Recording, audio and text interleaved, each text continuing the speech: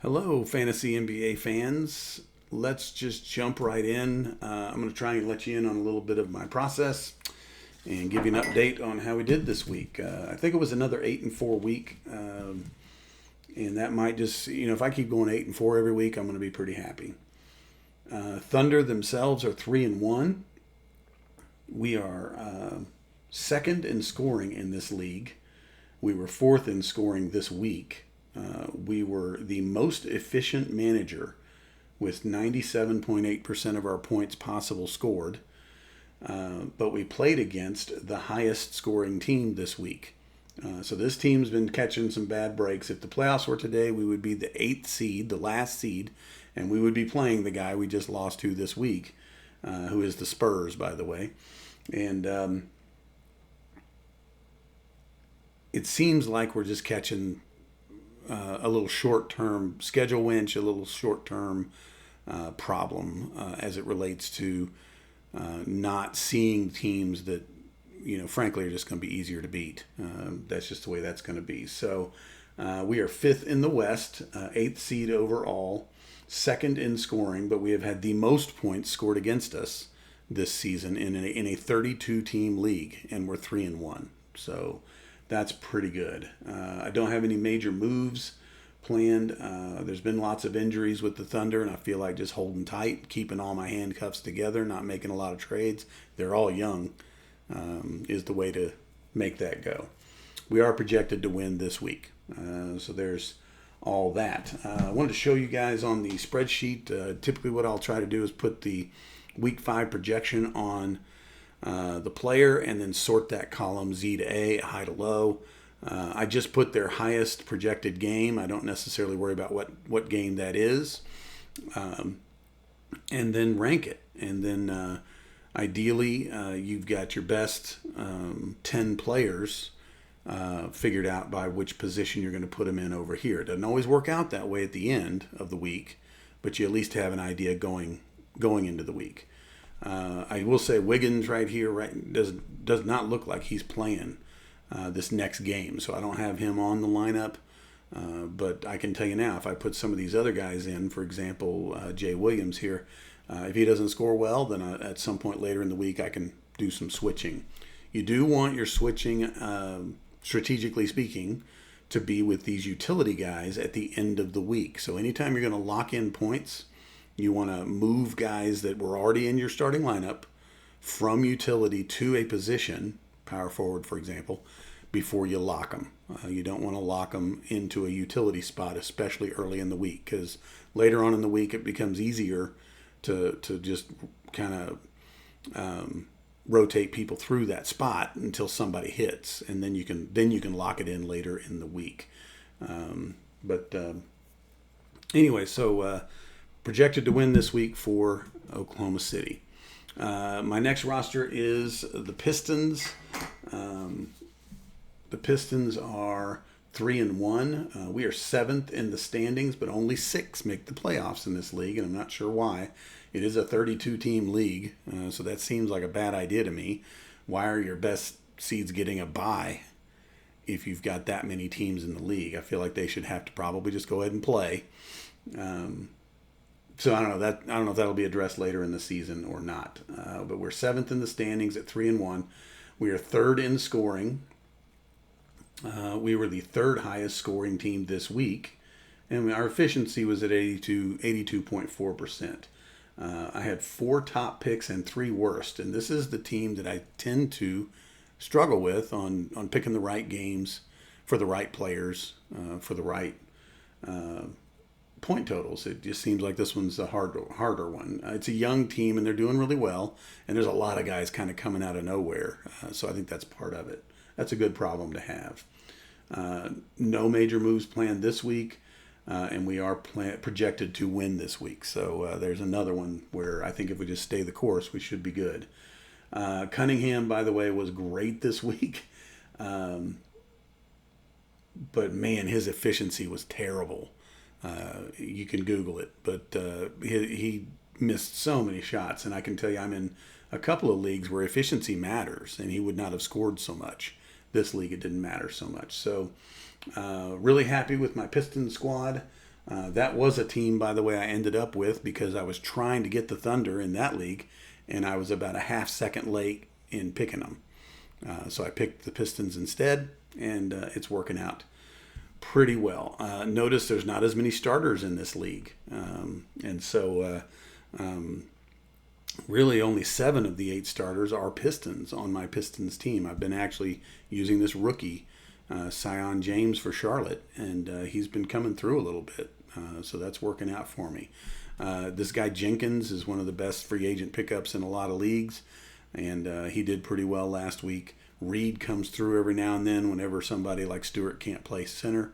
You just got to kind of keep watching prior to tip-off and see who's going to be out and who's going to be starter. Asar Thompson here really let me down last week, and I still did okay. So I feel like this team's got a lot of potential.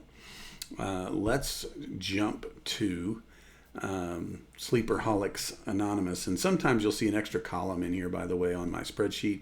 I like to see roster percentages sometimes. I like to see where they rank as far as, and we'll talk about some of this later, how old they are. That was some of the roster assessment stuff I was doing before the start of the season.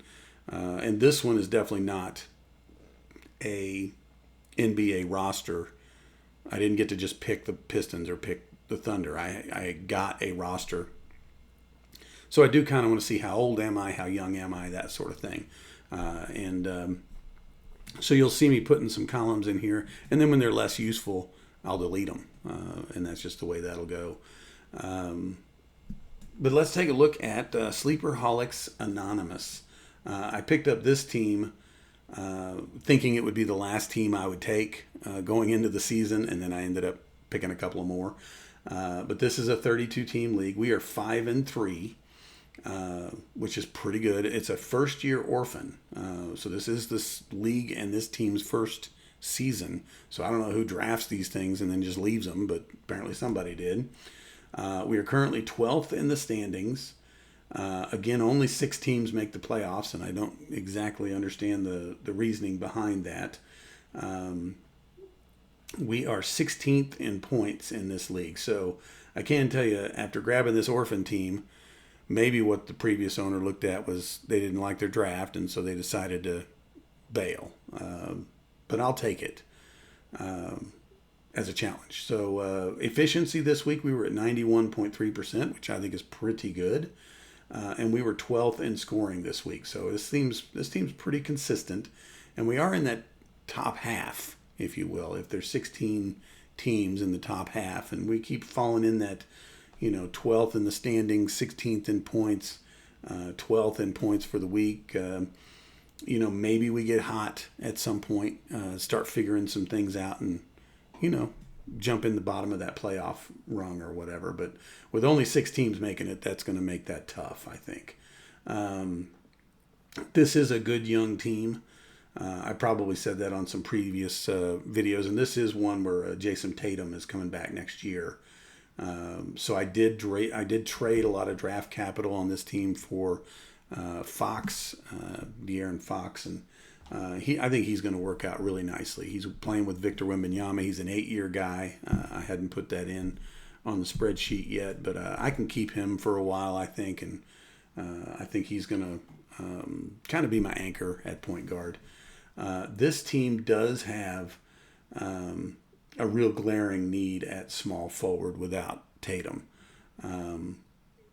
It's going to be a little bit of a challenge week to week, I think, to find that small forward. In fact, if you'll notice, as you look here, I had to jump all the way down here to an 8.5 projected small forward just because I've got Alvarado here without a spot to put him. And that's one of those moments, too, where you could look at it and say, well, if you got that many good guards, maybe it's time to trade a guard for a small forward. And that opportunity might come up at some point. I'm not going to sweat it too much because, like I said, I just don't know if this team's going to make it anyway.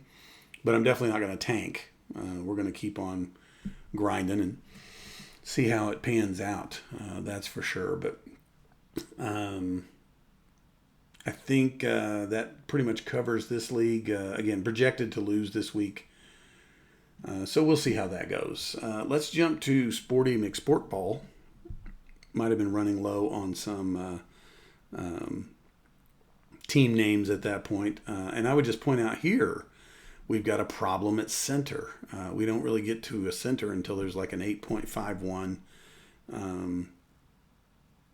projected guy, and that's typically unusual. So maybe again at this point is where you look at this Jay Clark and you say, you know what, let me see if I can trade him for a viable center that's projected to score a little bit more per week. Sporty McSportball is 1-3 in a 32 team league, but this is one that has a lot of draft capital and has some pretty exciting young players, that's for sure. 8 teams make the playoffs. I am currently 25th in the standings at 1-3, and just to kind of, I don't know, see where should I be? I'm 24th in points, so probably sitting right about where I should be. I was 21st in scoring this week, which is a little better than where I'm sitting, and we were only at 76.6% efficiency. We had 3 top picks and 1 worst pick.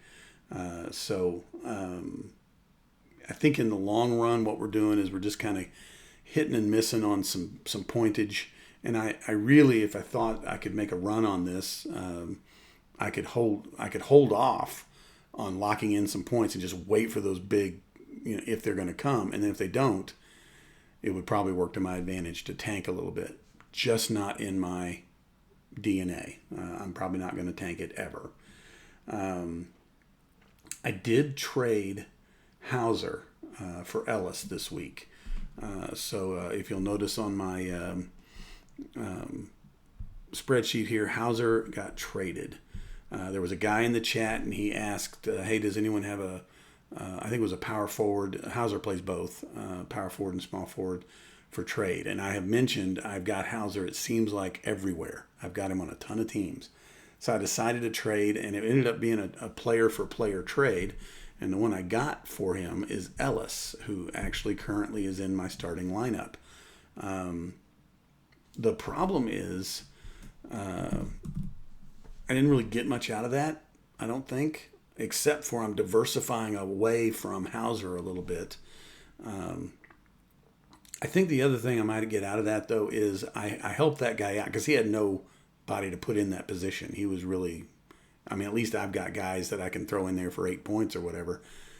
He didn't have anyone. And I feel like in the future that might come in handy. I could be like, hey, I'm looking at moving up in the draft or something like that.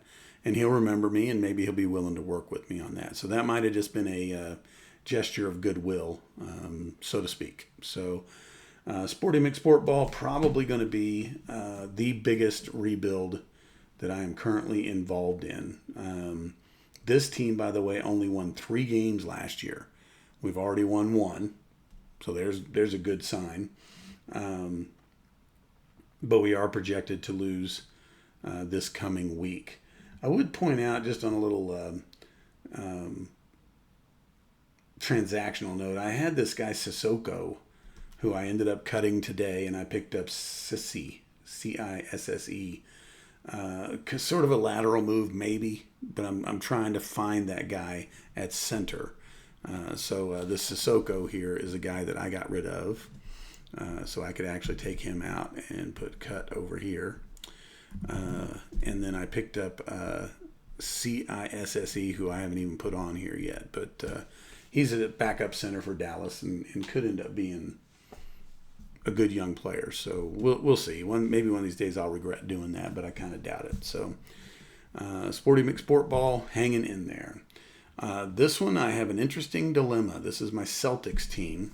This was the first team I acquired where you just got the whole NBA roster, and I kind of was intrigued by that, so I ended up with a couple more, Pistons and Thunder, who we've already talked about.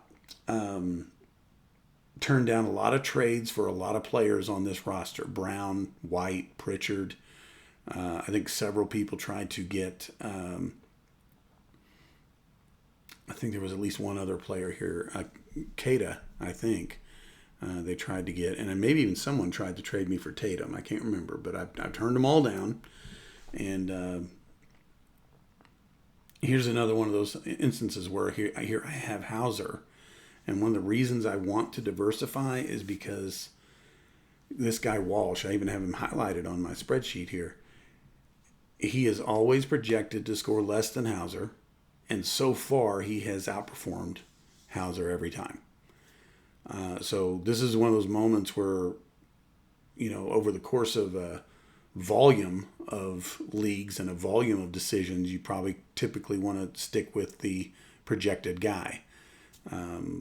Walsh, I think, is that guy maybe now that is going to, even if he's supposed to get outscored by Hauser, I might end up getting him in. The other thing with my spreadsheet, I noticed it's not actually really between Walsh and Hauser per se. It's actually, I could get Hauser in there and Walsh if I sit down Garza.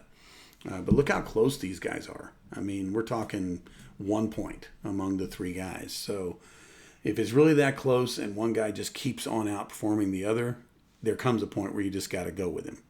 And then if it starts going the other way, then you go back. And you just have to keep kind of playing it as best you can. Frankly, if they keep coming close, it shouldn't matter. But it hasn't really been close. Walsh has been outperforming Garza and Hauser for sure. So the Celtics are in 7th place in the overall standings. But again, only 6 make the playoffs. Not sure what's going on there. We are 9th in points. So this one might be one where we're getting a little advantage in playing maybe some weaker opponents. We were 9th in scoring this week, but we were at 90.8% efficiency. So we did a pretty good job there. We got an issue in this league with the commissioners. I have not seen them in a while. There's 2 of them. We had a guy who wanted to leave the league, so he cut all of his players and asked to leave the league. Well, he has not been kicked out yet. And sometimes in these sleeper leagues, it won't let you leave. I think it's because you're on your PC. If you go on your phone, I think it always lets you leave, but I haven't tried it. So this guy cuts a whole bunch of good players, says he wants to leave. Everyone in the comment section is giving him a hard time. Why are you cutting all your players? But at the same time, the commissioners never checked in this weekend, and several people picked up players that the guy cut, Luka Doncic and people like that, who should not be on the waiver wire. Those players should just be left on the roster for whoever else ends up coming in and taking over that team. So far, several have been, tagging the commissioners saying, hey, can you come fix this? And they have not done it. So once again, what I'm going to do is keep running my team. I did look, I could have put some bids on, and I just decided I didn't figure it was fair. But these other guys, of course, who put their bids in, they didn't care, I guess. So then the question becomes, are they going to put them in their lineup and all that? And if that's the case, I can tell you, if this never gets fixed, this is definitely a league I would just be like, all right, well, never mind. I'm not going to mess with it. So especially because I'm kind of contending here. I'm doing pretty good.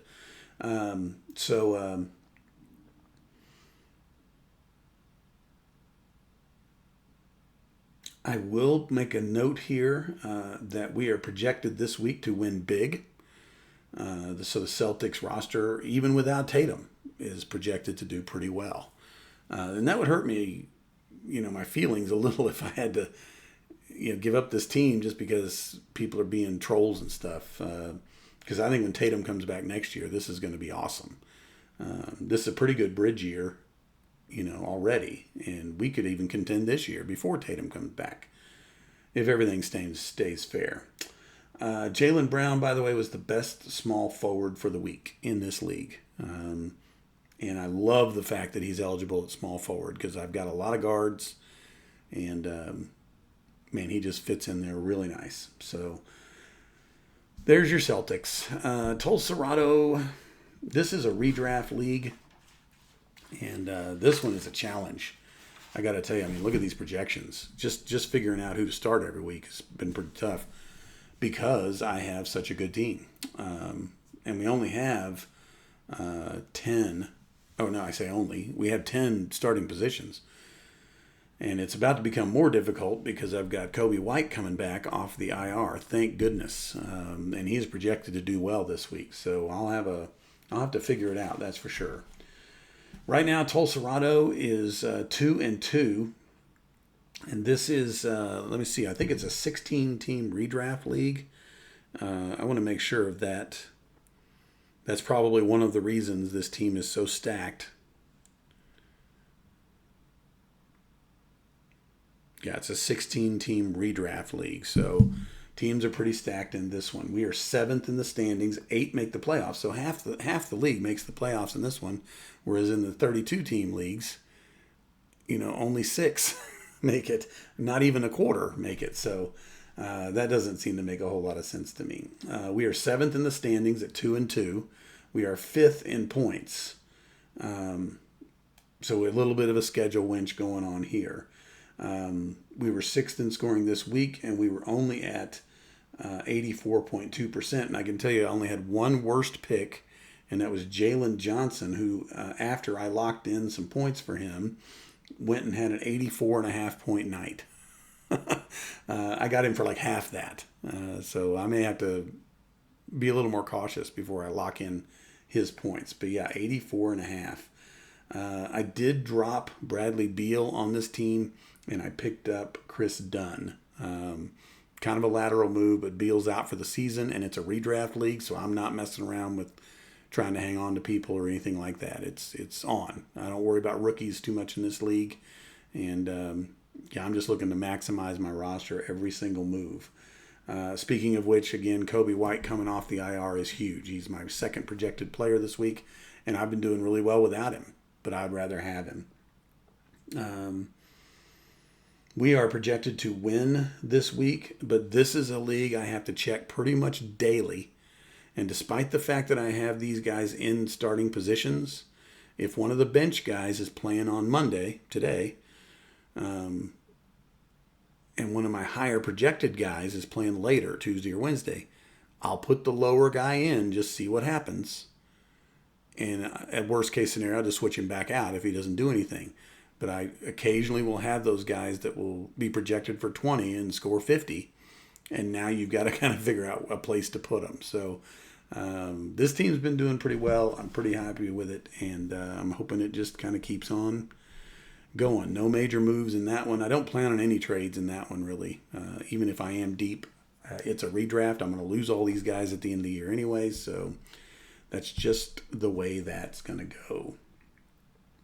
The Oklahoma Outlaws, this is a 14-team dynasty league, and this is the one team that you have to pick who you're going to start before the game. You don't get to wait and see the points afterward, and that makes this one very, very difficult. Got to be honest with you, 2-6. We went 0-2 this week, and it was very disappointing. I've had 2 0-2 weeks. I went back and looked. I've had, in my 2-6 record, I've had 2 losses by a combined 8 points. So like 4 points each. And that's upsetting. I was really going into this season thinking this team was going to be really, really good. And it kind of is. I just haven't quite figured out how to manage it yet. So I did a couple of researchy, spreadsheety kind of things here that I'll be happy to share with you. First of all, let's get through some details here. We are 10th in the standings. We are 10th in points. So there's no one really to blame here except for me. I'm making some incorrect decisions. I had 3 best picks and I had 7 worst picks, which means I picked the worst possible game to start that player. Now, number one, that tells me that the projections on Sleeper are crap, because that's pretty much what I've been going by. The other thing that tells me is I really need to assess who are my best players and maybe just go with those guys regardless of the projections. We'll see. I'm really wanting to be 500 with this team at the end of this year, and I do still think I can get there. A couple of positive signs. First of all, efficiency was only 72.2%. And I could have scored 284.5 points, which would have been plenty enough to win. I would have beat my opponent by 30 if I'd have picked the right lineups. So I have the potential here, which I've talked about a lot about the potential of this team. I'm just not quite reining it in. I did a rank on these players, and this is where our columns come in handy. Now you'll notice notice the regular season starts here. My Warriors here are Gordon at 39 and Westbrook at 39. So I've had these guys for going on 4 seasons now. I think this might be the 4th season I've had them. So because this is the 5th season of the league. So basically went through and I sorted every single player just based on how many points have they scored this year. Okay, and what you can do on that is once you kind of get that number, you can see where these guys fall and then ask yourself, well, have I been starting him? So for example, Derek White, yes, he is my best player. He is ranked 24th in the league based upon just the sort that I did through Sleeper. So I don't feel bad about that. Believe it or not, Russell Westbrook is my second best player. And I find myself every single week kind of switching him in and switching him out and switching him in based upon projections. And I think I've started him like 3 out of 4 weeks this year. But it's interesting that I put him in at the last minute this last week, and he paid off.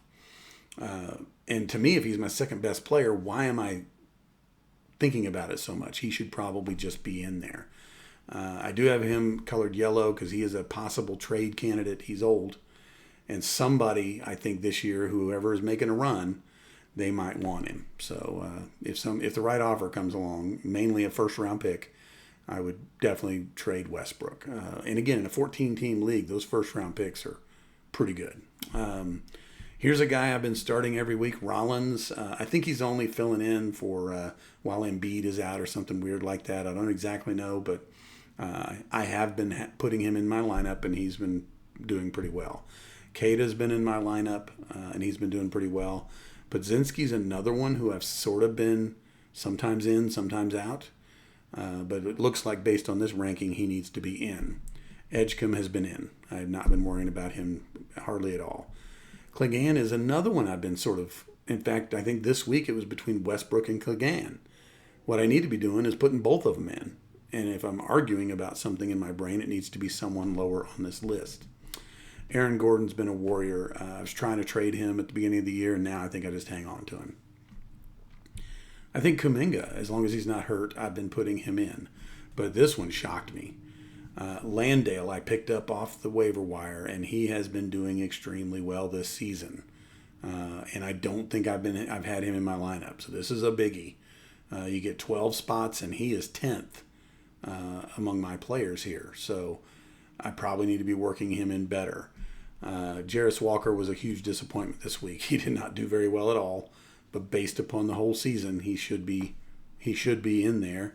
And then the one that should be kind of be the borderline guy is Duncan Robinson, and I think I've been starting him every week. I don't think I've even had a question about it. So, and I know I started Sexton this last week. Another shocker here was Harrison Barnes.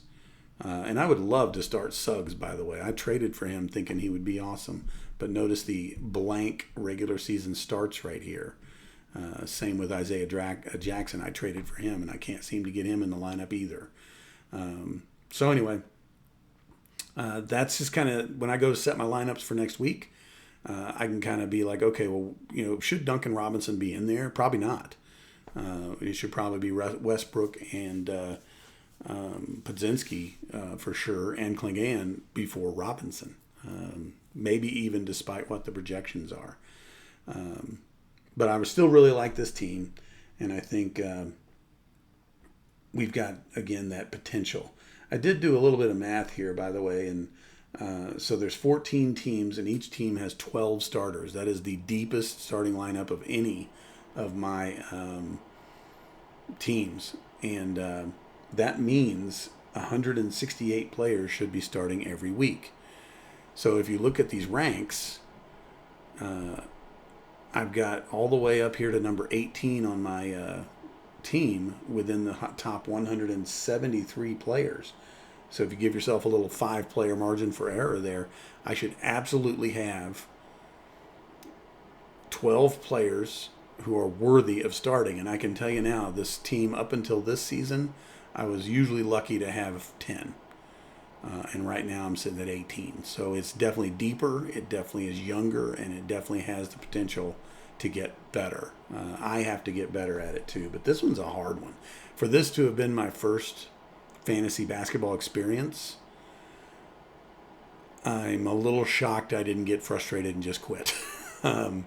But now I'm really happy with where things are going. I've had the guy putting out offers and trade offers and stuff to the league, and that used to be me going and negotiating all that stuff every time. And lately, I've just been like, no, I don't think so. I even found a couple of free agents that were probably worthy of being picked up, and I couldn't figure out who I wanted to cut. So for the most part, I think we're probably just going to keep grinding with this team and hopefully, come back a little bit. Last positive note on this one, I would say, we are projected to win this week, which doesn't happen very often with this team. The team that we're playing against is 7-1, which makes very little sense to me. I'm sure they have not set their lineup yet. That's part of the problem with these projections. But if we do what we're supposed to do this week, we have the potential to score 242 points. And what should happen, rather than continually falling below that number, which we have, except for like 1 week this year, occasionally what should happen is you should beat that number. And I would like to beat, I'm trying to shoot for 250 every week. And if I hit 250, I've got a real good chance of beating the average. The league average every week, and I've got a real good chance at least competing with whoever I'm playing against. So this week we did not. We hit like 202. We did not do very well. So 2-6 are the Outlaws, and we'll just keep on keeping on. I will say there's a consolation bracket again in that league that if you win it, you get a extra kind of consolation compensatory first round pick at the end of the round. I intend to compete for that pick this year. If I don't make the playoffs, which I probably won't, I will be taking that consolation bracket very seriously and getting a first round pick that I currently do not own. I don't have one. Let's jump to Little Rock, and this team is 3-0-1. This team had probably the most disappointing tie I have ever experienced this week. And I feel like in football and in basketball this year, when it's been close, I have not gotten a break. The close ones have not been going my way in any of my leagues. And this would be, even though I got the tie, it would be the same story. I was winning all week against my opponent, and literally in the last 5 minutes of Sunday night's game, some dude randomly got hot. I think his name is Daniels, and ended up, he actually took the lead. And then my guy ended up coming in and tying it. In fact, it was tied. My guy went to overtime. I'm thinking, okay, all I need is a point. And my guy got shut out. He didn't get anything. Luckily, he didn't score negative in overtime, but ended up in a tie. So, believe it or not, the Little Rock Boulders, in an 18-team dynasty that we drafted this year, and again, this one took the place of a 24 team that I think just got sacked. We are first in the standings in the West. There are 8 teams that make the playoffs, and we are poised to be in that playoff hunt. 8 teams out of 18. We are the second in scoring in the East. And the first team is the team that I just tied, which is kind of upsetting. We are 7th overall in scoring. But this team again gets Kobe White. This is another one. So, and he will definitely boost that number, I'm sure. So, efficiency, we were 7th in scoring this week. We were only at 82%. So we can definitely do better on this one. Still waiting, by the way, on Tyler Harrow on this team, which will also help, I think. I did pick up a couple of rookies off the waiver wire on this team, and I don't know if that was a good idea or not, but people are cutting them, and I'm picking them up and putting them on my bench. The problem is it's too late to put anyone on taxi squad. They set a deadline at the beginning of the season, so I can't put these guys on a taxi squad. And the only taxi squad guy I have is Connect, and he's doing okay. Like, there may come a point, depending on injuries or whatever else, I might have to take him off taxi squad and just operate this season without one, which I don't really want to do, but if that's what I got to do, that's what I'll do.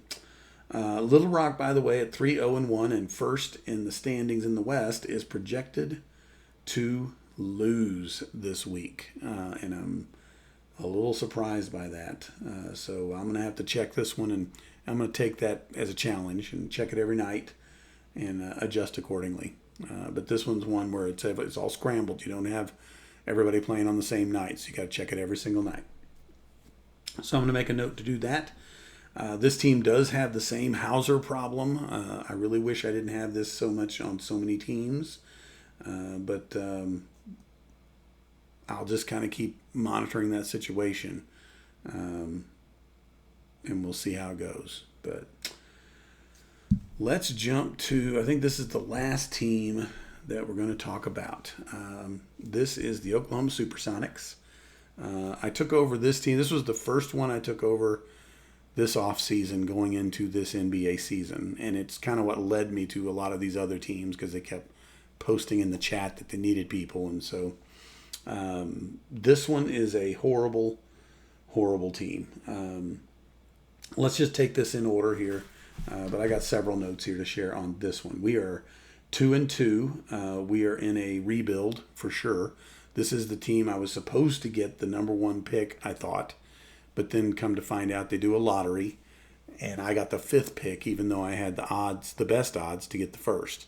So I really wanted Cooper Flagg on this team. I didn't get him. And so this was the team where I took that as a initiative to trade. I traded a lot. And I've still been trading some, which we'll talk about here in a bit. We are 14th in the standings in a 24-team dynasty. So that does mean we'll be kind of in the lottery, but we will not have great odds if we stay there. And I don't intend to tank, so we'll just see how this goes. 8 teams make the playoffs, so we gotta make some moves here if we're gonna get there. But I don't anticipate making it, frankly. If I finished 500, I'd be pretty happy with this team. And right now we're at 2-2. So I had traded for Shaedon Sharpe last week. The guy who traded him to me reached out and wanted to trade back.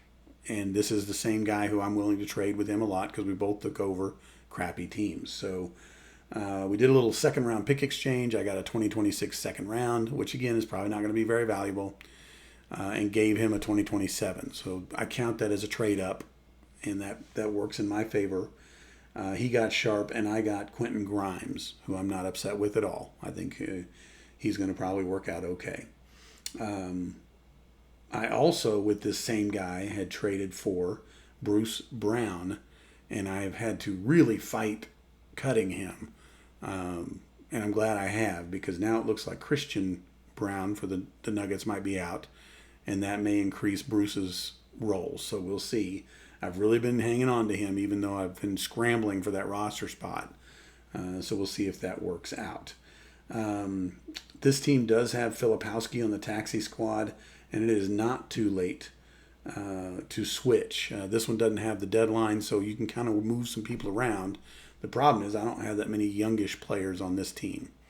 You got to be 2 years or younger to hit the taxi squad. So Filipowski definitely going to be kept, and maybe just has to hibernate on the taxi squad, even if he's one of my better players, just because I want to maximize my roster space and try to make things work going into next year. I've got good draft picks and that sort of thing, so we can resort next year. Positive note on this, I had traded for Draymond Green. In fact, I think the trade was specifically Dalton Connect for Draymond Green.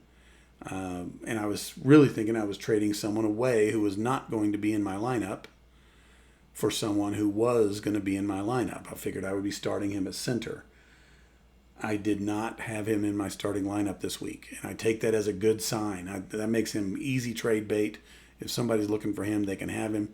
He was acting a complete fool against Wembanyama this week. I hate him. I hate Draymond Green. But for the sake of fantasy, I thought I would use him as an asset. And now he has become a very, I think, very tradable asset because I didn't even use him. So Aldama ended up in my center spot. So this week it looks like he'll probably be back in.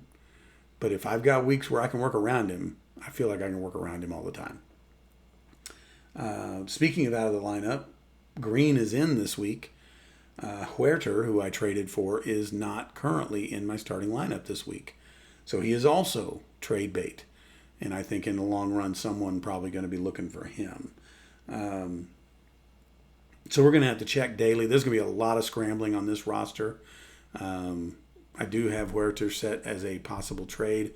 And then actually I would move Green now as a possible trade as well. So those are two big trade pieces. Historically, by the way, this team that I took over is 23rd out of 24.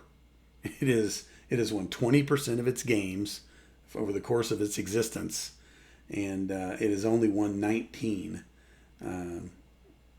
at all. And that's, I think, over the course of like 2 or 3 seasons. I don't even remember. But I've already got this team to 2-2, and I find that as a success. So if I go 500 in this, I'll be pretty happy. We are projected, of course, to lose this week. And that team we're projected to lose to is 0-4. And I am outscoring that team on the season. So I don't really know where that's coming from.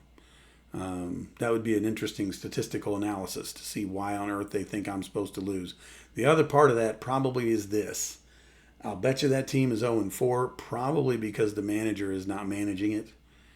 And if I just manage mine, there's a pretty decent chance I can outpace them for the week. And that is where the number one thing you can control in making a bad team better is your own effort and putting it out there. So right now I have my lineup set. But again, if some of these guys don't play till later, I'll throw some of these lower guys in. And if they go off, then I'll have a nice problem, and I'll be able to sort it out. I think that covers it for this week. So don't know how many people are that into the minutia here of just various leagues and how I'm managing them.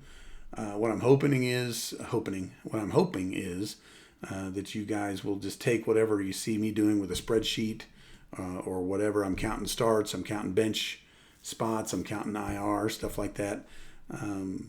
Take that and use it to your advantage. If you decide that information is not useful to you, then by all means don't worry about it. I keep track of of how I get these players. I keep track of how many years of service they have if they're old. What was their original asset, draft pick or trade or waiver wire or whatever. So it's, to me, this is the fun part. Getting it down to the nitty gritty and figuring out who really is tradable and who's really you build on and that sort of thing. So that is your week 4 update leading into week 5 with my week 5 projections. And we'll see how it goes. If I keep going 8-4, which I did this week, then I think overall it's a hugely successful fantasy NBA season. You guys stay safe out there.